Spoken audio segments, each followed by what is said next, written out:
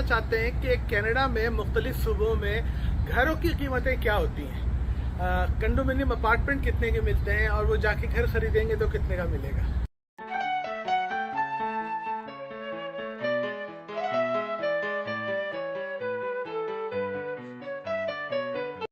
पहली बात तो ये कि किसी दूसरे मुल्क में आप अगर रहने के लिए जा रहे हैं, सेटलमेंट के लिए जा रहे हैं, तो जाते साथ घर खरीदना एक मुनासिब फैसला नहीं है। और न इसके बारे में बहुत ज़्यादा सोचना कि दुनिया भर में लोग घर खरीद के तो नहीं रहते ना, बहुत ज़्यादा बड़ी तादाद में लोग किराए पे रहते हैं। घर खरीदने का मरहला आता है 4 साल, 5 साल, 6 साल बाद, जब आप किसी एक जगह फुली सेटल्ड हो जाते हैं। इवन अपने मुल्क में, आपके इंडिया पाकिस्तान में भी नौकरी लगते साथ घर खरीदना तो कोई अच्छी बात नहीं है किसी लड़के का या किसी लड़की का।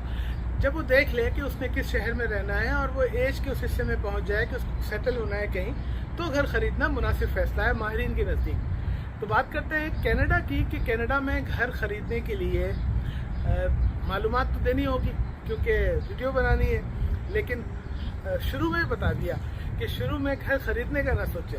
शुरू में सोचा जाता है कि काम कैसे मिलेगा, रोजगार, किचन कैसे चलाएंगे, धंधा कैसे करेंगे, पढ़ाई करनी है तो पढ़ाई कहाँ से करके और आगे बढ़ेंगे, इस पे फोकस होता है। जब आप बहुत प्रोडक्टिव हो जाते हो, बहुत पैसे बनाने लगते हो, आप पावरफुल हो जाते हो, कम्युनिटी के एक मजबूत आदमी बन जाते हो, तो आप 10 जगह घर ले लो, एक की बजाय 4 ले लो। लेकिन शुरू में घर को इतना फोकस नहीं करना चाहिए। शुरू में क्या करना चाहिए, शुरू में जाके सेटल होना चाहिए मिनिमम खर्चे पे कि सर छुपाने की जगह हो, और उसके बाद निकल के बाहर उस सिस्टम को सीखें, उसको समझें, और फिर देखें कि वहाँ आपको दुकान खोलनी है, कोई काम करना है, या कोई नौकरी करनी है, कि ऊबर चलाना है शुरू में, या कुछ और काम करना है। ठीक है, चलें। शुरू में आपको बेसमेंट में रहने की जगह कैसे मिलेगी?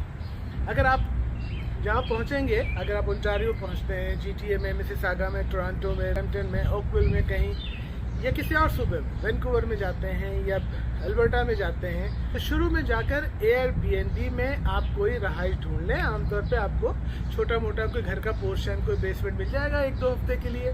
जगह मस्जिद के करीब हो, इस्लामिक सेंटर के करीब हो, ताकि आपको कोई लिफ्ट कराए, कोई आपको सुने, कोई आपको समझे, कहीं पे आपको ट्रस्ट हो, और आपकी घर से दूरी के बाद जो आप पे उदासियत और परेशानी होती है, तो अल्लाह ताला के घर के करीब रहने की वजह से उसमें कमी हो। आर्जी ठिकाना चाहे अगर आप अपना नहीं लेना चाहते, किसी आपके अजीज हैं वहाँ जा रहे हैं अजीज या मुस्तकिल ठिकाना रखने के लिए, यानी कि नेक्स्ट लेवल पे, आप मस्जिद जाकर उसके नोटिस बोर्ड पे देखें। वहाँ जिन लोगों ने घर खरीदे हैं वो घर के साथ उनका एक हिस्सा होता है बेसमेंट का, नीचे भी ऐसे ही घर होता है लेकिन थोड़ा वो बेसमेंट में होता है। वो आमतौर पे चूंकि उनको बैंक की किस्त देनी होती है, तो वो चाहते हैं घर लेते ही ऐसा है कि जिसका एक बेसमेंट हो और बेसमेंट का अलग दरवाज़ा हो, ताकि उसको मालिक मकान को डिस्टर्बेंस भी ना हो और आप वहाँ रहते हुए उसको किराया दे सकें। मिनिमम बेसमेंट का छोटे से छोटा 1 कमरे का भी होगा। तो इस वक्त जिस सूबे में मैं रहता हूँ, ओंटारियो में, जिस शहर में मैं रहता हूँ, टोरंटो में या उसके आसपास मार्खम, मिसिसागा, एजेक्स, इन जगहों पे 1800 से शुरू होगा और आपको एक मुनासिब बेसमेंट मिलेगा 2000 के आसपास। या आप ले लीजिए, लेकिन मैं कहूँगा कि इसको ज़्यादा अरसे मत खींचिए। बेसमेंट में रहने के भी अपने नुकसानात हैं और बहुत से लोग खुश नहीं होते, उनमें उदासियत होती है, धूप नज़र नहीं आती और गर्मी कभी ज़्यादा हो जाती है बेसमेंट में। अगर वो हीटिंग तेज़ चलाएं ऊपर वाले मालिक मकान और कूलिंग तेज़ चलाएं तो सर्दी ज़्यादा हो जाती है या कम हो जाती है, व्हाटएवर। एक ये रीज़न होता है। फिर प्राइवेसी नहीं रहती है, आप कब आ रहे हैं, कब जा रहे हैं, क्या बात कर रहे हैं, आपके कौन मिलने आ रहा है, नहीं आ रहा, सारा आपका देसी मालिक मकान देख रहा होता है, नोट कर रहा होता है। और हफ्ते में 1-2 दफ़ा वो आपको टोकेगा भी कि आपके दोस्तों ने गाड़ी ठीक नहीं खड़ी की थी और ऐसे नहीं, ऐसे होता है। तो आपको मज़ा नहीं आएगा। जो फ्रीडम है जिसके लिए आप आए हैं वो आपको भरपूर तौर पर बेसमेंट में रहते हुए हासिल नहीं होगा। इसलिए मैं कभी भी बेसमेंट में नहीं रहा। अपने मिजाज की वजह से मुझे अंदाज़ा था। मैंने लिया था सन 1997 में एक बहुत ही बोसीदा सी बिल्डिंग, उसका एक कमरे का छोटा सा अपार्टमेंट, और उस ज़माने में उसका किराया कम था। आजकल अगर वैसे ही बिल्डिंग में 1 कमरे का कोई अपार्टमेंट मिलेगा आपको तो कम से कम भी $2400-2500 का होगा।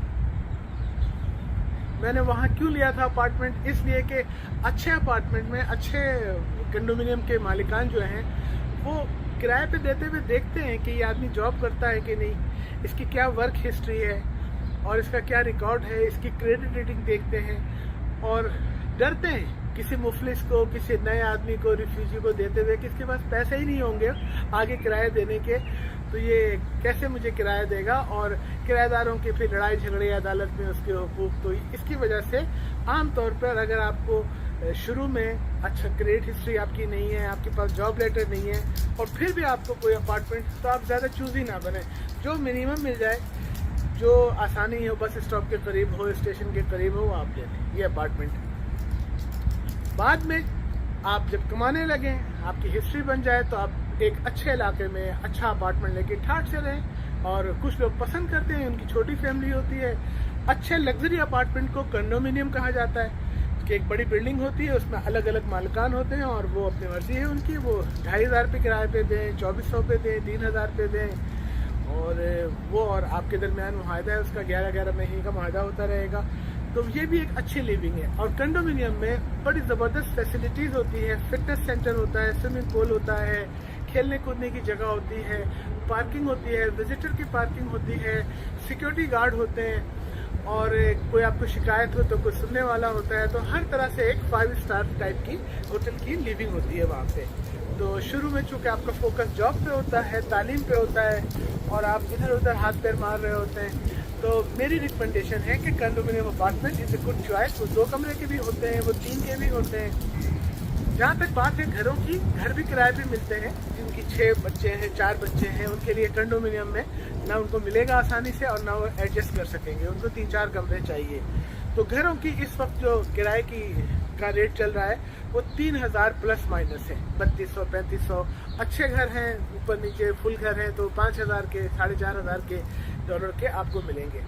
कंडोमिनियम हो या आपका घर हो किराए का, दोनों जगह आप बिजली का बिल पे करेंगे, छोटी मोटी चीज़ें आप खुद कर लेंगे, घर के अंदर की मालिक मकान को थोड़ी तंग करेंगे, कोई बड़ी चीज़ तो आपकी हेल्प करेगा।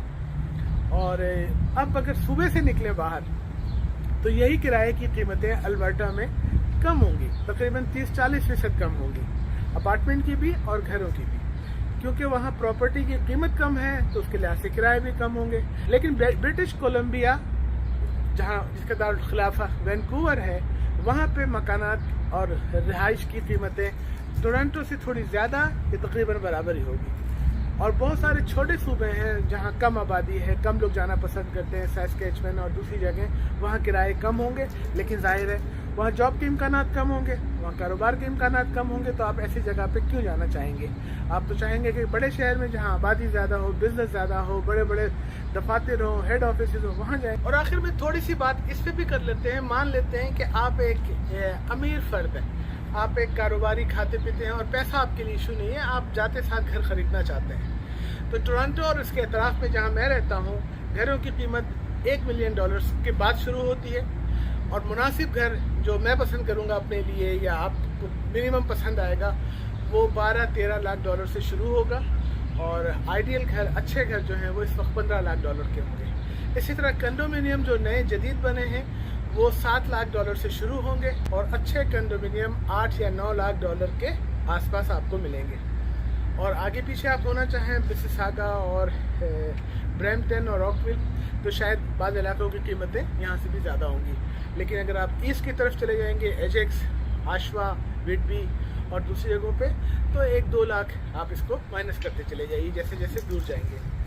तो आप अगर देखना चाहें कि क्या कीमतें हैं किराए की और मकान की, और अच्छा रिसर्च करना चाहें, तो उसके लिए वेबसाइट है zolo.ca, zolo.ca पे आप जाके नक्शा खोलें, नक्शे के बेस पे देखिए किस इलाके में क्या क्या अवेलेबल है, रेंट पे क्या क्या है, ख़रीदने में क्या है, और किस प्राइस पे मिल रहा है, उसकी आपकी तस्वीरें और वीडियो वगैरह देख सकते हैं।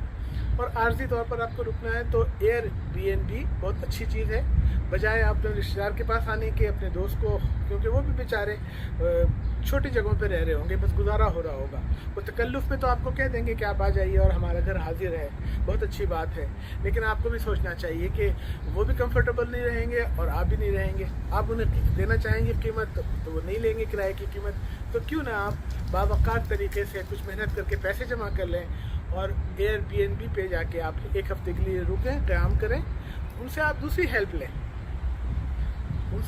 हेल्प लें कि किराए में अच्छा ढूंढने में हेल्प करते हैं। گاڑی اچھی خریدنے میں ہیلپ کر دیں، کچھ چیزیں بتا دیں، کہیں آپ کو کام پہ لگا دیں، اور ایک ہفتے کی جو شروع کی جو مشکلات کے دن ہیں وہ آپ اس پہ اپنی انویسٹمنٹ کر لیں، تو میرے خیال میں یہ آپ کے لیے زیادہ بہتر ہے۔ ملتے ہیں کسی اور ویڈیو میں۔ آپ کا کوئی سوال ہو تو میں کمنٹ میں اس کا جواب دوں گا۔ Thank you.